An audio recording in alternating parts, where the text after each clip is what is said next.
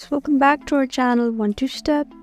In this video, I'm going to be teaching you guys on how you can display battery percentage in your MacBook. So guys, if you're a new user and you don't see the battery percentage, then this video is for you. So guys, let's go ahead and get started with the video. All you need to do is just go ahead and find system settings and open it. And once you're here, you'll see this options right here. You just need to look through them till you find control center right here. And once you're here, scroll down, you'll see many options: clock, spotlight, Siri, time machine, VPN. So you cannot see battery here, so scroll upwards again till you find battery, which is right here. And now right under battery, you can see more options like show in menu bar, show in control center, and show percentage. So guys, if you just go ahead and turn this on, you can see your battery percentage, and if you turn this off, you cannot see it. So there you go. That's how you display your battery percentage in your MacBook. I hope this video was helpful for you.